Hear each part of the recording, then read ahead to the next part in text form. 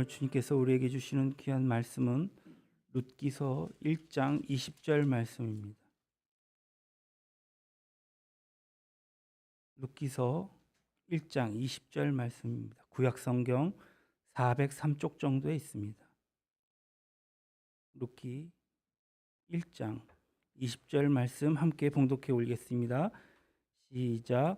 나오미가 그들에게 이르되 나를 나오미라 부르지 말고 나를 마라라 부르라. 이는 전능자가 나를 심히 괴롭게 하셨음이니라. 아멘. 옆사람과 우리 인사하겠습니다. 행복하세요. 축복합니다. 할렐루야. 건강하세요. 우리 주복기 성도님, 우리 조승민 형제님, 또 우리 지금 몸이 아파서 부경 자매가 뒤에 누워 있거든요.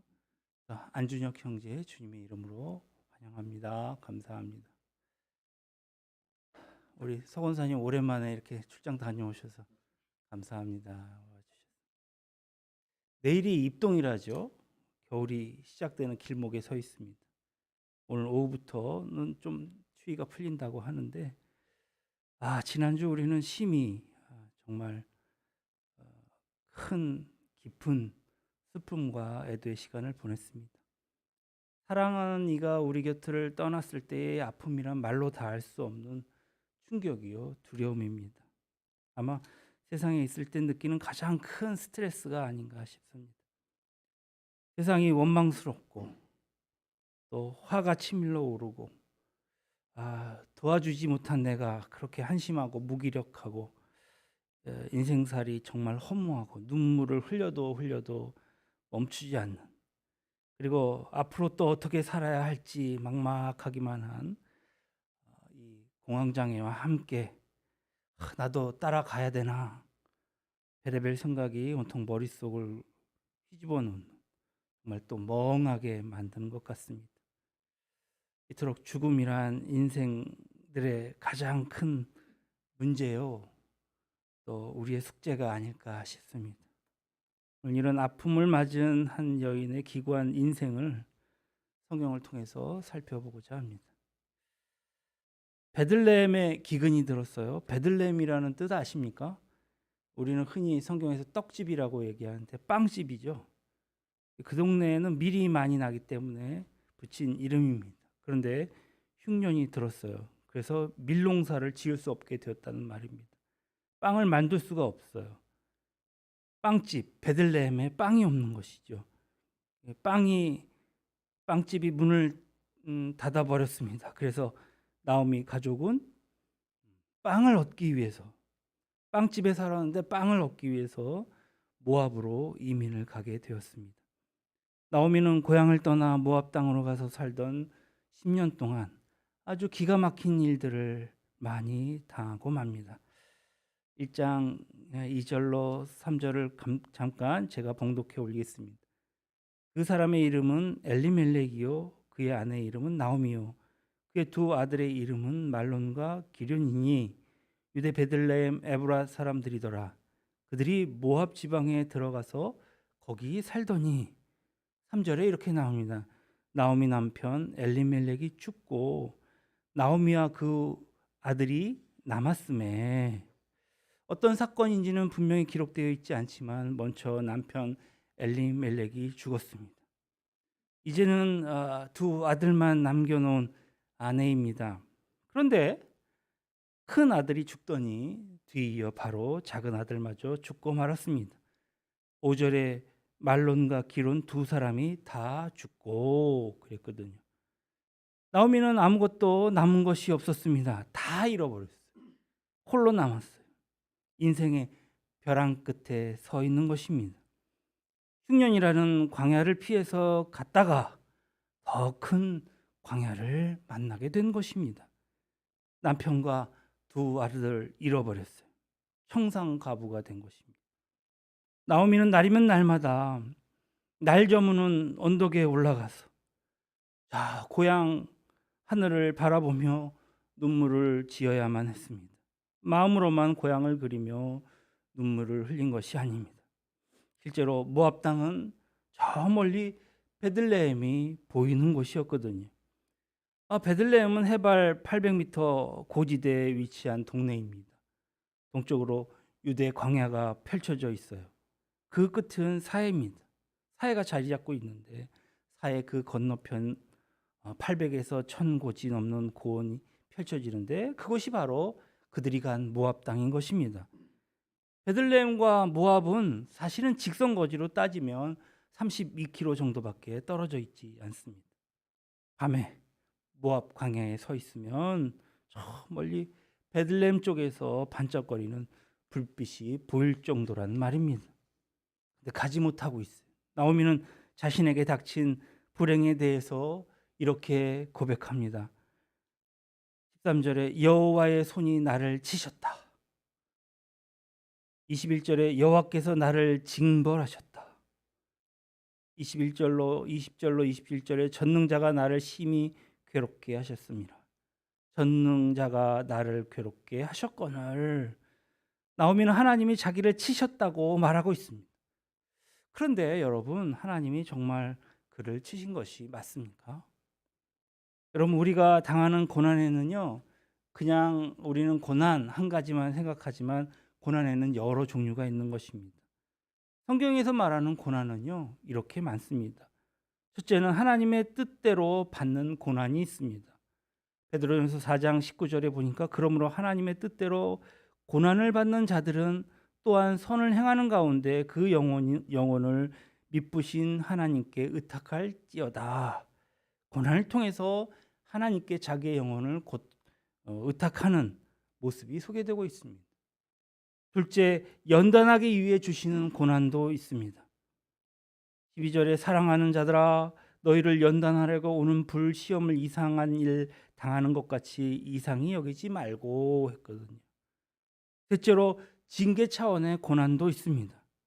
히브리서 12장 6절에 주께서 그 사랑하시는 자를 징계하시고 그가 받아들이시는 아들마다 채찍질 하심이라. 넷째로 그냥 죄 때문에 받는 징벌도 있습니다. 베드로전서 4장 15절에 너희 중에 누구든지 살인이나 도둑질이나 악행이나 남의 일을 간섭하는 자로 고난을 받지 말려니와 했거든요. 다섯째로 욥처럼 믿음을 시험해 보려고 주시는 고난도 있는 것입니다. 아무런 죄도 없어요. 연관도 없어요. 그런데 고난을 시험해 보려고 주십니다. 여섯째로 그리스도인으로서 당하는 고난도 있습니다. 베드로전서 4장 13절로 14절 16절에 보니까 오히려 너희가 그리스도의 고난을 참여하는 것으로 즐거워하라. 이는 그의 영광을 나타내실 때에 너희로 즐거워하고 기뻐하려 하게 함이라. 너희가 그리스도의 이름으로 치욕을 당하면 복이 있는 자로다. 영광의 영 곧 하나님의 영이 너희 위에 계심이라. 16절 만일 그리스도인으로 고난을 받으면 부끄러워하지 말고 도리어 그의 이름을 하나님께 영광을 돌리라. 마지막도 있습니다. 일곱째 이유는요, 아무 이유를 알 수 없는 고난도 있다라는 사실입니다. 나오미는 이미 베들레헴을 떠나지 말았어야 하는데 떠났기에 이런 사단이 난 것이 아닌가 생각할지도 모르겠습니다. 그리고 두 아들이 이방 여인들과 결혼했기 때문에 그래서 그렇게 고난을 당하는 것이 아닌가 단정하여 생각할 수도 있습니다. 그렇다면 이방 여인인 룻은 어떻게 성경에 들어가 있는 것입니까? 만일 룻이 하나님의 마음에 합당하지 않았다면 왜 그녀를 다윗의 증조 할머니가 되게 하셨을까요? 이방인인데 그것도 여자인데 성경에 그런 사람의 이름으로 된 책이 바로 룻기인 것입니다. 우리에게 일어나는 모든 일들이 우리의 잘못 때문에 다 발생하는 것은 아니라는 말씀입니다. 살다 보면 나오미와 같은 일들을 당할 수도 있는 것입니다. 그럴 때마다 하나님이 징벌하신 것이다라고 생각해서는 안 될 것입니다. 나오미 가정은 살기가 어렵다고 힘들다고 베들레헴을 떠났습니다. 그러나 베들레헴을 떠나지 않은 다른 사람들도 있다라는 사실입니다. 끝까지 그곳에 버텨 있었던 것입니다. 몇 년 동안요? 무려 10년 동안이요. 오늘날 2년, 3년, 흉년이 들어도 견딜 수가 없습니다. 그러나 정말 70년 전만 해도 먹을 것이 없어서 보릿고개를 넘는다 하지 않았습니까? 그러니 그 옛날 지금부터 한 3,000년 전 10년씩 내리는 흉년이 들었을 때는 얼마나 어렵고 힘들었겠습니까? 우리가 잘 아는 사렙다 가부의 이야기 아시죠? 흉년이 얼마나 끔찍한 것인지 잘 보여주고 있습니다.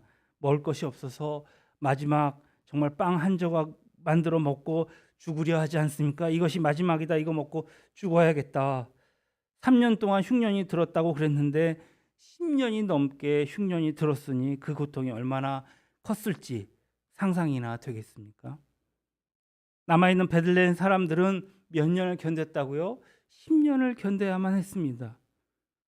여러분 잘 아시는 요셉과 다윗은요 13년 동안 그들이 연단의 기간을 견뎌야 했습니다. 모세는요 40년 동안 그 광야에서 견뎌야 했습니다. 출애굽한 이스라엘 백성들도 40년 광야 생활을 지내야 했던 것입니다. 우리가 지나고 있는 이 광야는 언제 끝날지 알 수가 없습니다. 곧 끝날 수도 있겠지만 아닐 수도 있다라는 말씀입니다. 우리가 당하는 고난은 영적인 눈으로 볼 때에 어떤 사람은 이제 막 광야에 들어선 사람도 있을 것입니다. 또 어떤 사람은 한 중간 정도 홍해에 막다른 그 건너편에 간 사람도 있을 것입니다. 이제 본격적으로 광야에 들어선 사람도 있을 것입니다. 또 어떤 사람들은 시내산쯤 도달한 사람도 있을 것입니다. 또 어떤 사람은 광야 한복판에 와 있는 사람도 있을 것입니다.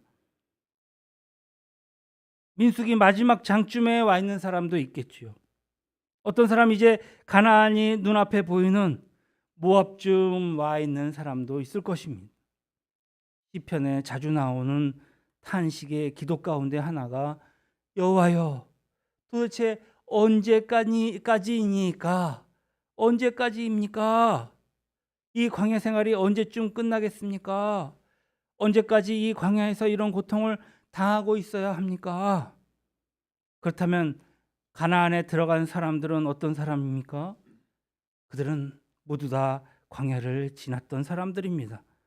광야를 견뎌냈기 때문에 가나안에 들어갈 수 있었던 것이겠지요. 가나안에 들어가려면 이 광야를 무사히 통과하려면 반드시 버티고 견뎌내야 하는 것이 있습니다. 살아남아야 합니다. 이겨내야 합니다. 한 15년 전인가요? 숭례문이 화자로 소실되어서 다시 지어졌을 때 그곳에 사용된 나무가 150년 이상 된 금강송이라고 했습니다. 우리나라에서 가장 오래된 금강송이 한 500년 정도 된 것이라고 하는데 보통 집을 짓는 데는 이런 나무를 사용하지 않겠죠. 그러나 궁궐이나 숭례문 같은 아주 귀한 건물을 지을 때에는 100년, 200년, 500년 된 나무들로 짓습니다. 그래야 그만큼 오래 가기 때문이겠죠. 온갖 비바람과 풍상 또 천둥과 번개를 맞으면서 100년, 200년, 300년이 갑니다. 견딜 만큼 쓰임 받는 것이라는 말씀입니다. 모세도 미디안 광야에서 40년을 견뎌냈더니 출애굽한 때 40년간 쓰임 받게 되지 않습니까? 그렇다면 베들레헴 사람들은 10년 기근을 어떻게 견뎌냈을까? 어떻게 견뎌냈을까? 그것은 분명 그 다른 것이 없지 않겠습니까? 쌀도 없고 밀도 없고 아무것도 없는데 어떻게 견뎌냈을까? 기도로 버텨낸 것을 믿으시기 바랍니다. 그런 상황에서는 누구라도 기도할 수밖에 없지 않겠습니까? 그렇다면 얼마나 기도했단 말입니까? 1년 기도했습니까? 2년 기도했습니까? 5년? 아닙니다. 자그만치 10년을 기도한 것입니다. 그런데 생각해 보십시오. 10년을 기도해도요 하나님이 비를 내려주시지 않습니다. 그래도 그들은 계속해서 기도했습니다. 아니 기도할 수밖에 없었습니다. 다른 방법이 없었으니까는 그냥 기도하는 거예요. 하나님이 응답해 주시면 내가 살고 하나님이 응답해 주시지 않으면 죽을 수밖에 없는 그런 절박한 그러한 상황에서 기도를 했던 것이겠죠. 베들레헴 사람들은 그렇게 기도했습니다. 정말 죽느냐 사느냐의 문제를 놓고 기도한 것입니다. 10년 동안이나 그렇게 오랫동안 여러분 생각해 보십시오. 기도하는데 기도에 응답이 없어요. 그럼에도 불구하고 기도밖에 할 게 없어요. 그래서 기도하는 겁니다. 그들은 계속 기도했습니다. 언제까지요? 응답해 주실 때까지. 기도할 수밖에 없는 그런 상황이기 때문에 우리는 어느 정도까지 기도하다가 응답이 없으면 포기하지 않습니까? 한나도요, 처음에는 정말 자식을 달라고 얼마나 열심히 기도했는지 모릅니다. 그렇게 1년, 3년, 5년 기도해도요, 응답이 없어요. 그러니까 하나님이 내게 자식을 주지 않나 보다 이렇게 생각하고 더 이상은 기도하지 않았습니다. 그러나 이 분인나의 계속되는 괴롭힘으로 견딜 수가 없었어요. 정말 한나는 정말 다시 한번 기도합니다. 그러자 하나님이 그 기도를 들으시고 사무엘을 주신 것을 믿으시기 바랍니다. 베들레헴 사람들은요, 정말 간절히 기도했습니다. 기도를 포기하지 않았습니다. 끝까지 기도한 것입니다. 그러자 어떤 일이 일어났습니까? 1장 6절 상반절에 보니까 그 여인이 모압 지방에서 여호와께서 자기 백성을 돌보시사 그들에게 양식을 주셨다 함을 들었다. 10년 기도 끝에 마침내 기근이 끝나는 것입니다. 하나님이 닫혔던 하늘문을 활짝 열고 비를 내려 주셨던 것입니다. 언제 기근이 끝났습니까? 언제 광야가 끝났습니까? 하나님이 그들에게 찾아오셨을 때입니다. 하나님이 언제 그들을 찾아오셨습니까? 10년이 넘게 흉년의 광야를 지내면서 참고 견디며 기도할 때 찾아오셨단 말입니다. 참고 견디며 기도하며 기다렸더니 하나님이 마침내 그들을 찾아와 주셨습니다. 아기를 낳지 못했던 사라가 잉태했습니다. 그때 남편 아브라함의 나이가 99세였습니다. 우리는 생각보다 광야를 벗어나는데 오랜 시간이 걸릴 수도 있습니다. 생각보다 기도 응답이 더디 올 수도 있습니다. 생각보다 문제가 해결되기까지 오랜 기다림이 필요할 수도 있습니다. 그래서 기도하며 기다려야 합니다. 참고 견디며 기도하고 기다리다 보면 하나님이 오실 것입니다. 그리고 광야가 끝나는 것입니다. 흉년이 끝나는 것입니다. 여러분, 광야를 지날 때는요, 기도 응답이 없어도 그냥 기도해야 하는 것 같아요. 잊지 마십시오. 달리 방법이 없기 때문입니다. 기도하다 응답이 없어서 포기했다면 그 사람은 진짜 광야에 들어와 있는 것입니다. 기도 안 해도 큰 문제가 없기 때문에 기도하는 것을 포기하는 사람 있지 않습니까? 뭐 그냥 안 되면 안 되는 거지. 진짜 광야에 들어와 있는 사람은요, 10년 동안 응답해 주시지 않아도요, 계속 기도할 수밖에 없는 것입니다. 광야에서는 하나님의 은혜가 아니고서는 살아남을 수가 없기 때문입니다. 그렇기 때문에 하나님이 우리를 찾아오실 때까지 기도할 수밖에 없습니다. 광야는 그런 곳입니다. 광야는 그런 곳입니다. 광야는 기도로만 살아남을 수 있는 곳입니다. 광야를 지날 때 기도하면 견딜 수 있는 힘을 주실 줄로 믿습니다. 그 힘으로 견디며 기도하면 하나님이 반드시 우리를 찾아와 주십니다. 하나님이 우리를 찾아오시는 날 말랐던 시냇물이 흘러가고 닫혔던 것이 열리며 메었던 것이 풀어질 줄로 믿습니다. 꽉꽉 도무지 뚫릴 것 같지 않은 것들이 뚫려버리며 해결될 줄로 믿습니다. 그렇게 해서 우리가 광야를 끝내게 돼야 합니다. 한편 오늘 룻기에서 룻이 정말 이방 모압 여인인 것을 성경에서 8번씩이나 밝히고 있습니다. 룻기는 이스라엘 역사에서 가장 위대한 왕 다윗이며 그의 후손들 가운데 메시아를 보내실 것이라고 하는 예언된 이 역사, 그 가운데 다윗이 사실은 이방 혈통을 통해서 태어났다는 사실을 밝혀주고 있습니다. 이방 여인 이 룻은 어떻게 하나님을 믿는 사람이 되었을까요? 나오미의 며느리였던 룻은 남편을 잃었습니다. 자식도 없습니다. 평생 청상 과부로 살아야 합니다. 살 길이 아주 막막한 거예요. 그녀는 시어머니를 쫓아서 베들레헴에 가겠다고 고집을 피웁니다. 시어머니는 동족에게로 돌아가라고 다시 좋은 사람을 만나서 새롭게 시작하는 것이 어떠냐고 이렇게 말리지만 룻은 시어머니의 그 만류에도 뿌리치고 베들레헴으로 따라가겠다는 거예요. 어머니가 가는 곳에 나도 간다는 거예요. 어머니의 하나님 나의 하나님이 되시고 어머니의 백성이 나의 백성이 되고 어머니가 죽는 곳에서 나도 죽을 것이라는 거예요. 나도 어머니를 따라서 하나님의 약속의 땅에 가겠다는 거예요. 나도 어머니를 따라서 하나님을 믿겠다는 거예요. 나도 어머니를 따라가 하나님의 백성이 되고 싶습니다. 동족에게 돌아가면 나는 하나님을 섬길 수 없기 때문입니다. 우상을 섬겨야 하기 때문입니다. 하나님의 백성이 될 수 없습니다. 하나님의 돌보심을 받을 수가 없습니다. 이제는 이방 여인 이 룻 자기 고백하는 것을 보십시오. 베들레헴 사람들은 시어머니 나오미와 함께 온 이 모압 여인 이 룻을 결코 배척하지 않고 따뜻하게 맞아주는 것을 보게 됩니다. 어느 누구도 이방 여인을 며느리로 맞이한 것에 대해서 비난하는 자가 없었습니다. 베들레헴의 유지인 이 보아스도 모압 여인 룻을 축복하는 것을 보게 됩니다. 그리고 과부가 된 이 모압 여인 룻은 아내로 맞이하게 됩니다. 베들레헴 사람들은 그의 결혼에 대해서 어느 누구도 반대하지 않는 것을 또 보게 됩니다. 그 결혼을 진심으로 축하하면서 정말 라헬과 레아처럼 자녀 많이 낳아서 정말 복을 받게 해달라는 그런 기도들도 축복도 해줍니다. 모압 여인 룻이 아들을 낳자 베들레헴 사람들이 기뻐하면서 나오미에게 뭐라고 말합니까? 오늘 룻기 4장 15절에 보니까 이는 내 생명의 회복자이며 네 노년의 봉양자라. 그러니까 나오미에게 사람들이 얘기하는 거예요. 지금 룻을 보면서 룻은 너의 회복자고 생명의 회복자고 노년의 봉양자다. 곧 너를 사랑하며 일곱 아들보다 귀한 네 며느리가 낳은 자로다 하니라.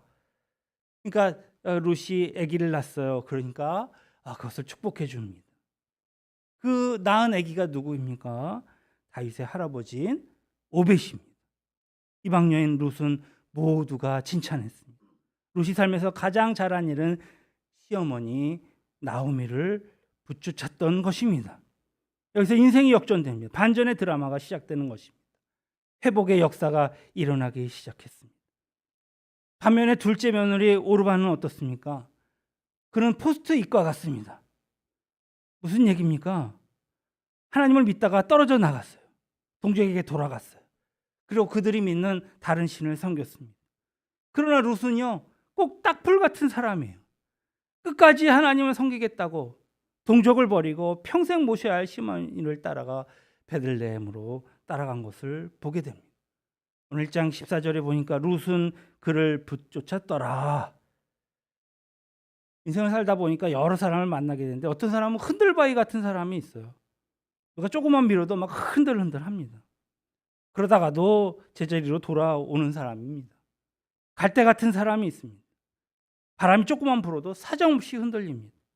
그러나 결코 뿌리가 뽑히지는 않습니다. 끝까지 자기 자리를 지키죠. 오늘 룻은요, 딱풀과 같은 사람입니다. 한번 딱 붙으면 죽어도 떨어지지 않습니다. 결코 흔들리지 않습니다.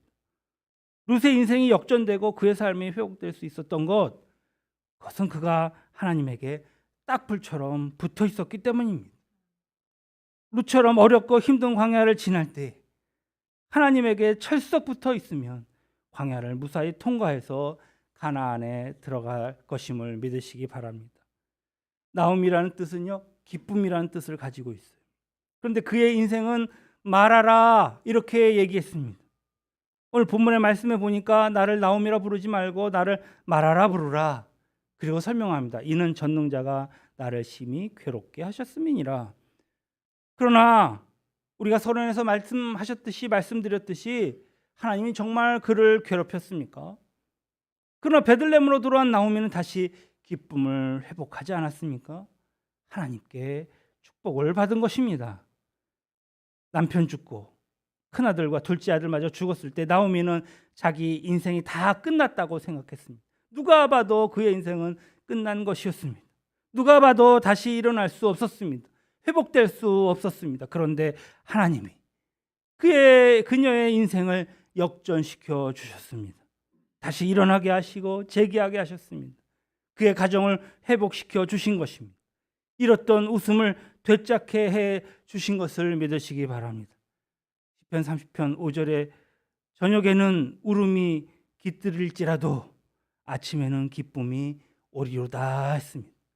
정말 슬픔으로 잠을 자야 했지만, 잘 잘 수가 없었겠지만 아침에는 기쁨으로 다시 한번 일어났다는 얘기 아니겠습니까? 시편 30편 11절에 주께서 나의 슬픔이 변하여 내게 춤이 되게 하시며 나의 베옷을 벗기고 기쁨으로 띄우셨나이다 했습니다. 기대하던 것이 무너질 때, 마지막 신랄 같은 그런 희망마저도 사라지고 말 때, 다시 일어설 가능성이 전혀 없는 것처럼 보일 때, 사방으로 우겨쌈을 당해 동서남북 정말 어디를 봐도 빠져나갈 길이 없는 것처럼 보일 때, 우리는 정말 이제 끝났구나, 내 인생 이렇게 무너지고 마는구나 하며 절망할 수도 있을 것입니다. 그러나 룻과 나오미를 볼 때에 정말 우리가 제기할 수 없는 사람이 있습니까? 하나님께서 그들을 찾아오셨을 때에 정말 도와주셨습니다. 어떻게 도와주셨습니까? 하나님이 여러 가지로 축복해 주시지만 사람을 붙여주신 것을 보게 됩니다. 한 사람을 붙여주셨어요. 그랬더니 인생 역전이 일어났습니다. 그가 누굽니까? 그의 남편 된 그 이스라엘 유력자 보아스라는 사람을 만나게 되었습니다. 보아스의 눈에 들게 되고 마침내 그와 결혼하게 됐다 했습니다. 꿈도 꾸지 못했던 일들이 일어나게 된 것입니다. 우리는 쓰러진 바로 그 자리에서 다시 일어나 시작할 수 있어야 합니다. 지금 어떤 환경과 어떤 상황 가운데 있든지 정말 좌절하거나 포기하지 말고 낙심하지 말고 주의 손을 붙잡고 다시 일어나야 할 줄로 믿습니다. 우리가 실패하고 쓰러지더라도 주님만 붙든다면 다시 일어날 수 있습니다. 성경은 말합니다. 고린도 후서 4장 8절로 9절을 같이 보겠습니다. 우리가 사방으로 우겨쌈을 당하여도 쌓이지 아니하며 답답한 일을 당하여도 낙심하지 아니하며 박해를 받아도 버림받지 아니하며 거꾸로 트림을 당하여도 망하지 아니하고. 잠언 24장 16절 대저 의인은 7번 넘어질지라도 다시 일어나려니와 악인은 재앙으로 말미암아 엎드려지느니라. 아멘. 기도합시다.